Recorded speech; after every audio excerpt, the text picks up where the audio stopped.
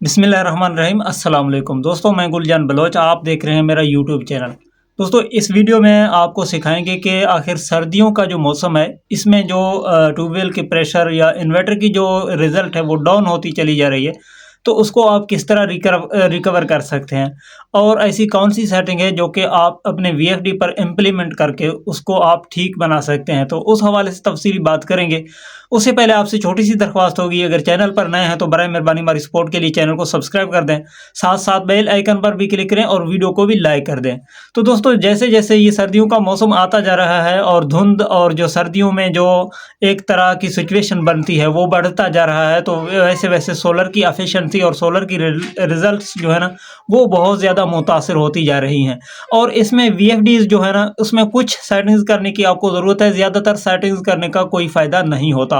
इसमें यह है कि आपको अपने रिज़ल्ट अगर बरकरार रखना है, जो पहले आपका एक जो सिस्टम है वो प्रॉपर चल रहा है, यानी गर्मियों की सीज़न में, अब चूँकि वो डाउन हो चुकी है तो उसको दोबारा से रिकवर करने के लिए या बहाल करने के लिए आपको मज़ीद इज़ाफ़ी प्लेटें लगाने की ज़रूरत होगी।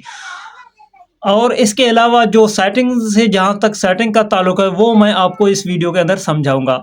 वैसे इस सेटिंग्स की चक्कर में ना पड़े तो बेहतर है, क्योंकि बाज़ लोग ऐसे हैं कि वो कहेंगे कि जो है ना सेटिंग के ज़रिए से ये है वो है, लेकिन हम सीधी सीधी बात बताते हैं, क्योंकि जबकि यहाँ पर अगर वीएफडीज़ की रिज़ल्ट और आपकी मोटर की स्पीड जो है वो स्लो हो गई है या आपका पानी जो कि डाउन हो चुकी है सर्दियों की वजह से, तो अब इसकी प्लेटें बढ़ाने के अलावा कोई भी आपके पास ऐसी सोल्यूशन नहीं है। हाँ, सेटिंग्स, जहाँ तक सेटिंग्स का ताल्लुक है वो मैं आपको बताता हूँ। तो सबसे पहले, जैसा कि आप इन्वर्टर देख रहे हैं, यहाँ पर आपने प्रोग्राम का बटन दबाना है। उसके बाद जो भी आपकी सामने जो ग्रुप पैरामीटर आते हैं, नॉर्मली ज़ीरो आ जाता है, P0, तो उसके बाद आपने इसको लेके जाना है PB के अंदर। अच्छा, अब PB में कौन सी पैरामीटर ग्रुप में आपने जाना है वो मैं आपको बताता हूँ। अब चूँकि आपके सामने PB शो हो रही है, तो PB पे आपने डेटा एंटर करना है। डेटा एंटर करने के बाद आपके सामने कुछ इस तरह का इंटरफेस आ जाएगा, जैसा कि PB00। अच्छा, अब आपने PB04 की सेटिंग में जाना है, जो कि नॉर्मली स्पीड वाली, प्रेशर वाली सेटिंग भी कहलाती है। तो इसमें आपने क्या करना है, PB04 चूँकि आपके सामने शो हो रही है, तो यहाँ पर आपने डेटा एंटर करना है। अच्छा, डेटा एंटर करने के बाद कुछ इस तरह का इंटरफेस आपके सामने आ जाएगा। 70 भी आ सकता है, 80 भी आ सकती है, और यहाँ पर आपकी 110 या कुछ भी लिमिट जो है ना यहाँ पर शो हो सकती है। अच्छा, इसमें आपने करना क्या है, जस्ट मैं सिंपली आपको एक मिसाल समझाता हूँ। फ़र्ज़ करें यहाँ पर जो भी है आपका, यहाँ पर देखें मेरा यहाँ पर 90 पे सेट है, तो यहाँ पर आपने सिर्फ 10% कम करके एंटर करना है। उसके बाद जो कि आपकी अगर इसी सेटिंग की वजह से आपका प्रेशर लो था, तो उसमें आपकी पानी का प्रेशर जो है ना वो बढ़ जाएगा। अच्छा, यहाँ पर 90 से मैंने 80 करके डेटा एंटर कर दिया है। अब चूँकि इसका रिज़ल्ट अगर इसकी वजह से ख़राब है तो बेहतर हो जाएगा। इसके अलावा PB04 के अलावा वीएफडी की ऐसी कोई सेटिंग नहीं है जो आप डायरेक्टली इसको जो है सेट करके अपने पानी को बढ़ा सकें। तो इसमें और एक चीज़ है, यहाँ पर आप नोट करें कि P2 जो मोटर पैरामीटर है, यहाँ पर मैं आपको दिखाता भी हूँ इन्वर्टर में। P2 पर डेटा एंटर करें, अंदर जाएं और इसकी आरपीएम अगर एबनॉर्मल होंगे, यानी कि नॉर्मल आपकी वीएफडी की मोटर की जो आरपीएम है वो 2800 है, यहाँ पर 1400 होगा, तो बाज़ दफ़ा ये गड़बड़ कर जाता है, तो ज़्यादातर नहीं। बाय चांस ये जो है गड़बड़ कर देता है। यहाँ पर देखें P203 की में जैसे आप डेटा एंटर करेंगे, यहाँ पर देखें, यहाँ पर 1460 जो है ना वो शो हो रहे हैं, या कुछ भी शो हो रहा है, आप देख सकते हैं। तो यहाँ पर आपने बढ़ा के रखना है ताकि आपकी इस वजह से भी पानी का प्रेशर डाउन ना हो। और बाकी जो सेटिंग है मैं आपको दिखाता हूँ। यहाँ से ये मैंने एंटर कर दिया है। अब यहाँ पर P204 की सेटिंग आ रही है। यहाँ पर आप मैं एंटर करता हूँ, देखें यहाँ पर वोल्टेज शो हो रहे हैं 380। आपने भी नॉर्मल आपकी जो वोल्ट रिक्वायर्ड है आपकी मोटर के, उतना आपने सेट करना है। इसके अलावा पीई की चंद ऐसे सेटिंग्स हैं जो कि अगर आप छेड़छाड़ करते हैं पीई में, तो आप जाइए और ये उसकी करेक्शन करें, यानी कि मैं जो आपको बताऊंगा लिमिट्स वो आपने सेट करने हैं पीई के अंदर। अब यहाँ पर मैं आपको पीई का ग्रुप ओपन करवाता हूँ। यहाँ पर पीई पर डेटा एंटर करें, यहाँ पर PE00 आ चुका है। अच्छा, PE00 के ऊपर आप डेटा एंटर करेंगे तो यहाँ पर सारे जीरो आ जाएंगे इस तरह कुछ। देखिए, यहाँ पर आपने 40721 कोड लिखना है शिफ्ट की मदद से।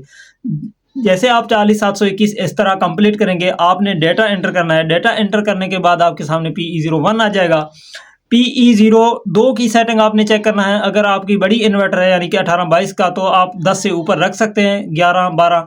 अगर आपकी छोटी है 15, 18 का इन्वर्टर है तो वो आप मैक्सिमम 6 से 7 तक रख सकते हैं। इसकी नॉर्मलिटी मैंने आपको समझाई है, यानी कि 6 से 7 जो छोटे इन्वर्टर हैं वो 4 से 5 तक आप कर सकते हैं।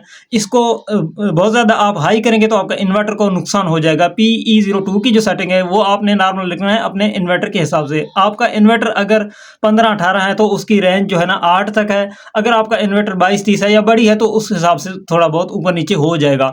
अच्छा, इसके अलावा PE02 के बाद जो है ना इसमें PE04 की सेटिंग इंपॉर्टेंट है। ये आपकी मोटर के वोल्टेज है, ये आपने 380 रखना है अगर आपका मोटर 380 है तो। अगर आपकी मोटर ऊपर नीचे है वोल्टेज के हिसाब से तो वो आपने सेट करना है लाजमी।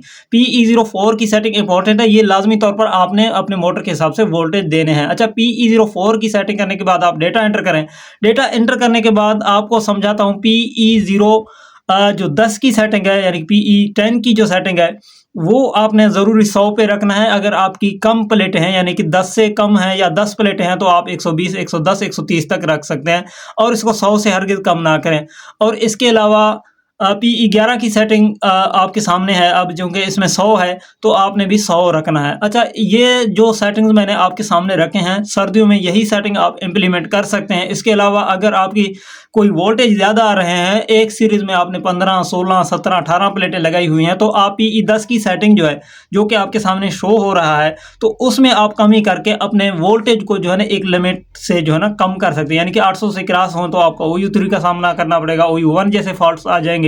और इसके अलावा आपकी जो फ्रीक्वेंसी की वेरिएशन है वो भी बढ़ जाती है सर्दियों की सीज़न में। तो ये बात आपने मद्देनज़र रखना है। और सर्दियों के हवाले से मैंने पहले भी अर्ज़ की कि कोई ऐसी ख़ास सेटिंग नहीं है जो कि उसके पीछे भागा जाए, लेकिन सर्दियों में कुछ सेटिंग्स को नॉर्मल रख के और मज़ीद अगर आपको अपने रिज़ल्ट को बढ़ाना है, यानी कि आपको अपनी ट्यूबवेल का प्रेशर या आपकी मोटर का स्पीड लो है उसको तेज़ करना है, तो आपने अपने प्लेटें बढ़ानी पड़ेंगी, क्योंकि सर्दियों में दिन भी छोटे हैं और इसके अलावा जो है ना सर्दियों में सूरज का टाइमिंग भी जो है ना कम होता जा रहा है और सूरज जो है ना एक साइड कोने में से चलता हुआ, और उसमें प्लस धुंध भी बहुत ज़्यादा होती है, मौसम भी ख़राब रहता है बाज़ दफ़ा।